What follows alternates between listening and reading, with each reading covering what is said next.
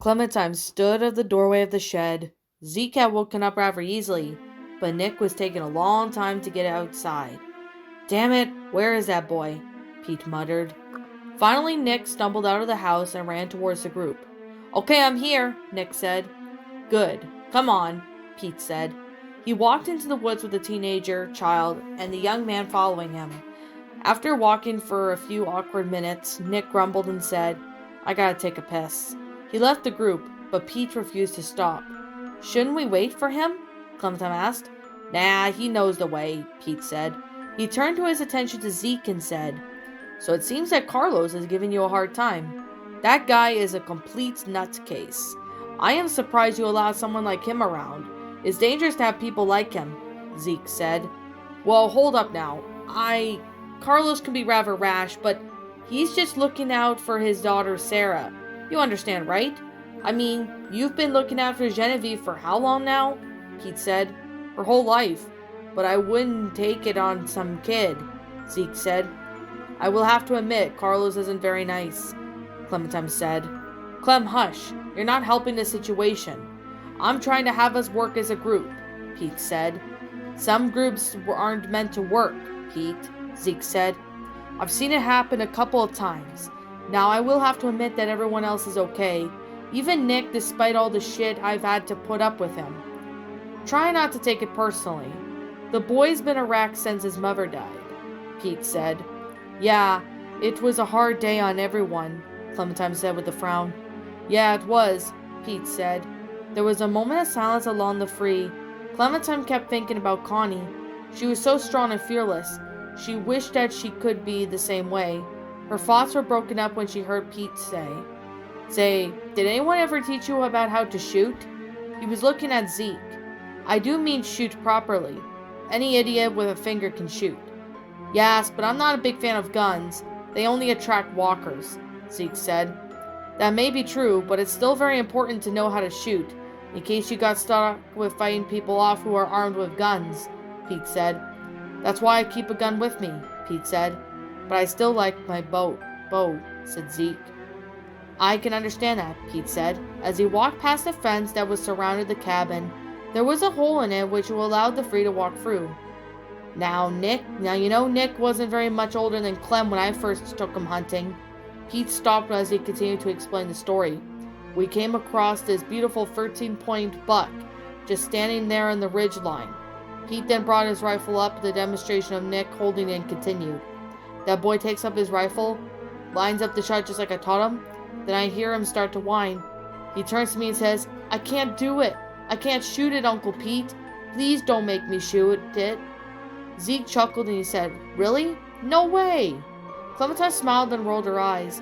She has heard this story a few times, but it still hasn't lost its charm. Pete smiled until he heard his nephew. Hey! Nick exclaimed, as he caught up with the man, the teenager, and child. Why didn't you wait? Nick asked. You guys wanted us to stand around while you're pissing on a tree? You know where the river is, boy, Pete said. He then turned to the two and continued with the story. Anyways, I grabbed the gun out of his hand and before the buck runs off, and then bang! The gun fires. The boy nearly shot the gut out of me. And of course the buck gets away. Why are you telling them all this shit for? Nick snapped. Because you almost blew off his face yesterday, Pete snapped. It seems relevant. I'm just trying to let him know that it's nothing personal with you. Why are you always giving me such a hard time? Nick said. Because you're always giving someone else a hard time, Pete said. Fine, Nick said. He then turned to Zeke and said, I'm sorry for almost shooting you yesterday. Zeke didn't respond. At least he did apologize, but Zeke wasn't so sure if he can accept the apology after what happened between the two. Nick turned back to Pete and said, See, I knew he wouldn't accept my apology. The boy just needs time, Nick. He's been out in the thick of it, Pete said. Whatever, Nick muttered under his breath as he walked past Pete. Leaving us again, Pete muttered. I know where the frickin' river is, Nick snapped. Pete shook his head, disappointed by Nick's attitude, and said, So anyway, I came across that buck later that season, shot it right in the neck, brought it up to my sister's, figuring that she wanted to freeze some of that meat. Nick didn't speak to me for weeks. Sometimes you gotta do is play role, and if it means the people you love hate you for it. Pete then rubbed the back of his neck as he considered his own words. He doesn't hate you, Clementine said. Pete sighed and said, Nick's father wasn't much around, so he was an ass as he was. I couldn't be good. Fun old Uncle Pete. I had to raise him upright. The moment of silence amongst the trees fell until Clementine turned to Zeke and she said, Why didn't you accept Nick's apology? Zeke shook his head. He was about to respond when all three of them heard Nick called out. Uncle Pete! Nick exclaimed. Pete, Zeke, and Clementine walked to where Nick was. Zeke assumed that he was by the river. Pete had led the way, while Zeke and Clementine followed close behind. Zeke was surprised by how fast the young girl was. Nick? Pete asked, after he could finally see Nick, as they ran to a clearing where the river was. Oh my stars and garters, Pete said, as he looked around the area. There were bodies along where the riverbank. Pete went to observe one of the mangled bodies and shook his head in disgust. They're full of holes, Pete says as he looked back to Zeke and Clementine. Did Carver did this? Clementine asked. Clem, Nick hissed at the girl. He was probably upset for mentioning Carver around Zeke. Hard to tell, Pete says. He got up and walked over to the three. But it isn't your average game of thugs, that's I know for sure. Was someone trying to send you a message? Does he know where we are? Zeke asked. Pete looked at Nick before turning to Zeke. We can't be worried about that now. Check the bodies with us. He went over to the body he was examining earlier. Check these guys for ammo. We're running low. Nick walked over to another body, which left Zeke to check the man with the leather coat on. It was much like the others. It was riddled with bullets. Clementine joined Zeke, and he looked over the man. Zeke checked his pockets, but there was nothing on them. When he moved to the man's wrists, it appeared that the wrists were bound together by some rope that this man had to free himself. He was a prisoner, Zeke said. Clementine nodded and said, This one looks like it was Carver. Zeke walked up and was followed by Clementine. The teenage boy took a look at a piece of land that was the middle of the river and he said, I see bodies over there. Pete stood up and looked over the island. This isn't just your rinky-dink pissing match, Pete said. What was that then? Nick asked. Bar, Pete said before he went towards the water. He was probably going to go across it to get to the small piece of land that was by the river. Where the hell are you going? We need to get the frick out of here, Nick said. Got to check the rest, Pete said. No way, what for? Nick exclaimed. Calm down and we'll think about it, son, Pete said as he crossed this shallow part of the river just to get to the small island. Calm down? We need to get out of here now, Nick exclaimed. Good grief, get a hold of yourself, Pete said. What if someone's alive, Nick? Clementine asked. Who cares? Nick muttered. Just because that person might be willing to tell us what happened here, we need to know, Pete said. It's a bit of a stretch, Pete, Zeke said. We're out in the open, and it looks like it happened recently. I know, but if we find someone who is still alive, it will be worth it. We need to know what happened, Pete said.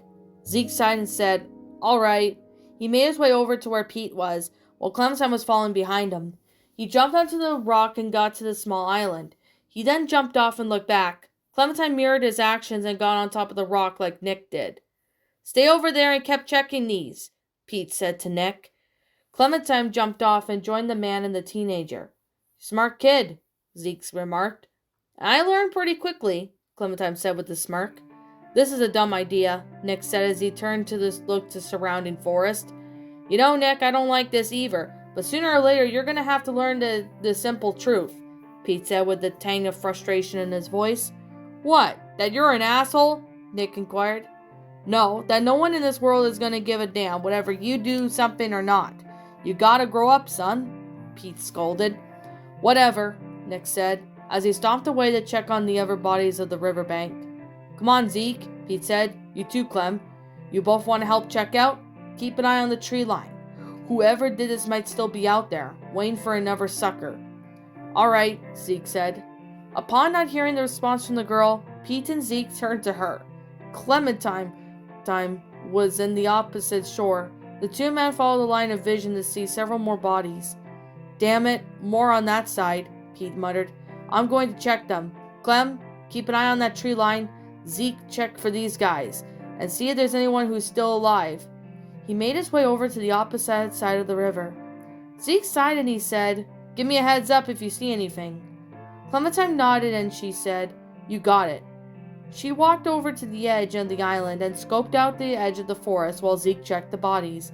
He didn't recognize many of the people, but it was obvious that evidence that they were imprisoned and possibly tortured. After checking the last body and making sure it didn't reanimate, Zeke looked up and noticed Clementine walking over to him. What's up, Clem? Zeke asked. Are you and Sarah dating? Clementine asked, with a perplexed look on her face. What? Wait, Zeke said with wide eyes. He tried to keep a straight face, but it wasn't working. He must have looked like a deer caught in headlights. Are you and Sarah dating? Clementine asked. I wouldn't tell if you were. I won't tell if you are. Her perplexed stare was disappeared into a warm smile. I don't think you need to know that, Zeke said, with a smirk starting to form on his face. It was amazing how similar Clementine and Decker did. His younger brother would have asked the same question if he was still alive. Please, come on. I'll try not to tease you two, Clementine said. I doubt that, Zeke said. Okay, maybe just a little bit, Clementine said with a playful smirk on her face. Zeke chuckled and said, You and Decker would have gotten along really good. Who is Decker? Clementine asked. My little brother. He didn't make it, Zeke said. Oh, I'm sorry, Clementine said. She started to frown. Don't be, Zeke said, as he placed a supportive hand on her shoulder. He's in a better place now. Clementine nodded in response. The touching moment between the two was broken up when they heard Pete yell out in pain. Arr! Pete exclaimed. Zeke and Clementine looked over to see him backing away from a crawler. He took aim with his hunting rifle and killed the creature. Uncle Pete! Nick exclaimed. I'm fine, Pete huffled. I just lost my footing. Damn it! Zeke looked over to Pete with worried eyes. He could see some blood coming out of his ankle. Walkers, Clementine said. Zeke turned to notice several walkers were coming around the surrounding forest. The gunshot must have attracted the undead creatures. Shit, lurkers! Nick exclaimed. I'm out of ammo, Pete exclaimed. Come on this way, Nick yelled, started to fire at the walkers. Son of a bitch, damn it, you get your asses over here now! Pete yelled. Zeke and Clementine could go to either one. We have to go with Pete. My mom and dad told me to listen to him, Clementine said. All right, come on, Zeke said. He took the girl's hand and ran across the river. Come on, Pete exclaimed, as he waved his arm over to Zeke and Clementine. Suddenly a walker grabbed him from behind. Pete was able to get away from the walker's grasp, but as a result he lost his balance and fell onto a rock with the walker landing on top of him. Pete kept the walker at distance by putting his foot to his chest. It growled and snarled as it tried to reach Pete. The older man struggled with the walker while Zeke had stopped and aimed his bow at the walker. In a couple of seconds he released the arrow, which killed the walker instantly. Clementine ran over to Pete. You okay? She pulled the dead walker off of him and then she got to his feet. However, the relief from the struggle was short-lived. When Clementine, Zeke, and Pete heard Nick yell, they looked over to see that he had hit a couple walkers with the stocks of his rifle. Nick, hold on! Pete yelled. He and Clementine and Zeke went to the edge of the river to get back onto Nick's side. However, Nick was surrounded with only one way out, which was the forest behind him. He bolted out of the area and into the forest. Nick! Pete shouted. Clementine turned, and upon hearing several growls increase in the number, that they were getting louder, which meant that they were getting closer. Several walkers were heading towards her, Zeke, and Pete. We have to go, Clementine said. Pete looked over at the river bank where his nephew was. It was apparent that he was hesitant to leave, especially not knowing if Nick was okay, but he had no other choice. Pete had started to limp away as Clementine and Zeke ran next to him. Several walkers were in pursuit of the free, but they advanced in the decaying, and they were too slow to catch up. However, the free survivors soon found the forest was filled with once dormant walkers. Clementine and Zeke and Pete had finally found sanctuary within an abandoned van. Walkers started to thrash on the van, in despite of attempt to get in, which was unsuccessful. Well, they shouldn't be able to get through that, Pete said. But on the downside, we're stuck here, Zeke said. Pete leaned back and slid down against the walls of the van. Clementine could now see that Pete was starting to become pale and was noticeably a blood patch on his leg that was in the shape of a human chomp. What are you looking at? Staring ain't polite, Pete said. Pete, it's time to be blunt, Zeke said with a solemn look in his voice. What are you gonna do? Clementine asked. Pete sighed, and as he accepted defeat, two children were too observant, so it was no use trying to fake it. His eyes went to the hacksaw was in one of the van's shelves.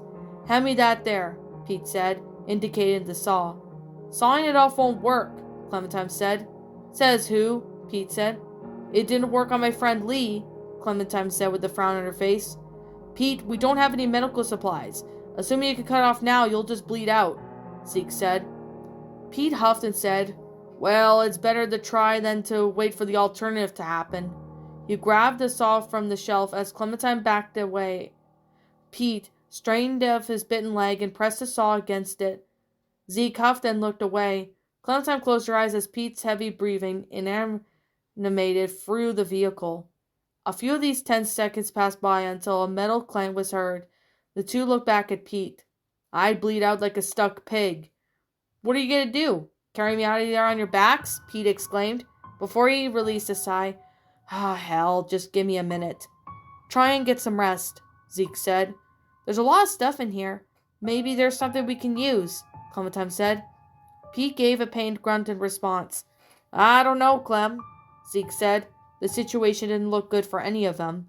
Well, I'm going to give it a try. It will at least give me something to do, Clementine said.